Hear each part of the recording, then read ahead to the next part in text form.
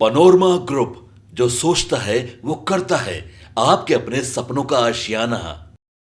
बिहार के सासाराम में एक अजीबोगरीब फरमान देखने को मिला है। यहाँ नगर निगम द्वारा एक पत्र जारी किया गया है जिसमें यह कहा गया है कि नगर निगम क्षेत्र में जितने भी स्कूल आते हैं उसके अंदर अब शिक्षकों को कुत्तों की रिपोर्ट देनी होगी और यदि स्कूल परिसर में कुत्ते नजर आते हैं तो उन्हें दुत्कारना भी टीचर का काम होगा। यानी यदि साफ साफ शब्दों में कहें तो अब टीचर को ना सिर्फ बच्चों को पढ़ाना होगा बल्कि कुत्तों को भी भगाना होगा।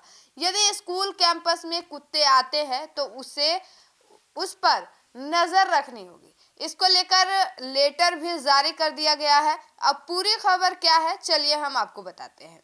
सासाराम नगर निगम में हाल ही में शिक्षा संस्थानों के लिए एक ऐसा निर्देश जारी किया जिसने शिक्षकों और समाज में चर्चा का विषय बना दिया है। नगर निगम ने अपने पत्र में निगम क्षेत्र के प्रत्येक विद्यालय से यह अनुरोध किया है कि वे अपने परिसर और आसपास आवारा कुत्तों की जानकारी देने के लिए एक नोडल अधिकारी नियुक्त करें। नगर निगम का यह आदेश सीधे तौर पर शिक्षकों को जिम्मेदार बताता है और कि वे विद्यालय परिसर और आसपास के क्षेत्रों में भटक रहे कुत्तों की संख्या और उनके नियंत्रण के लिए उपायों की जानकारी नगर निगम को दे। इस आदेश के बाद यह सवाल उठाना स्वाभाविक है कि क्या अब शिक्षकों को कुत्तों की जनगणना और उनके नियंत्रण का काम भी करना होगा।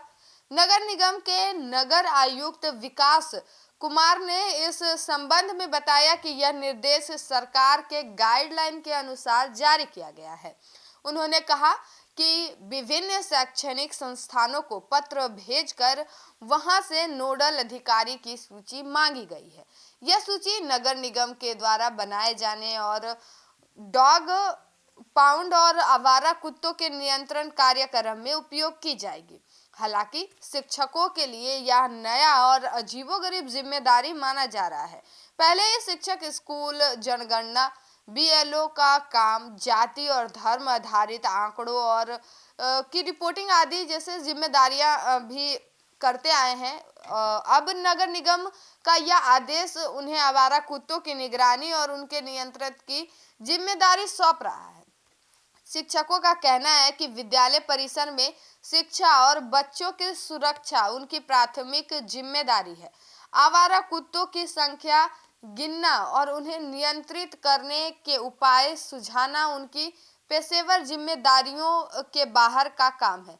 कई शिक्षक इस आदेश को हास्यास्पद और समय की बर्बादी मान रहे हैं। नगर निगम का उद्देश्य हालांकि स्पष्ट है। निगम यह जानना चाहता है कि इलाके में कितने आवारा कुत्ते भटक रहे हैं और उन्हें नियंत्रण करने के लिए किस प्रकार की व्यवस्था की जानी चाहिए और डॉग पाउंड बनाने और आवारा कुत्तों की समस्या को नियंत्रित करने के लिए यह डेटा नगर निगम के लिए उपयोग साबित होगा।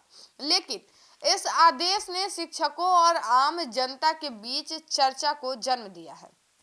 कई लोगों का कहना है कि शिक्षा संस्थानों को इस प्रकार की जिम्मेदारी देना उचित नहीं है। उनका मानना है कि आवारा कुत्तों की समस्या का समाधान नगर निगम और संबंधित विभागों की जिम्मेदारी है, न कि शिक्षकों की। वर्तमान में सासाराम नगर निगम के इस आदेश के बाद जिले के शैक्षणिक संस्थानों में हलचल है। कई विद्यालयों ने अपने शिक्षक स्टाफ के नोडल अधिकारी नियुक्ति करने का काम शुरू कर दिया है, जबकि कुछ विद्यालय अधिकारियों ने इस पर आपत्ति जताई है और इसके लिए स्पष्ट निर्देश की मांग की है। यह आदेश यह सवाल भी उठाता है कि क्या भविष्य में शिक्षकों से और भी गैर शैक्षणिक कार्य कराए जा सकते हैं।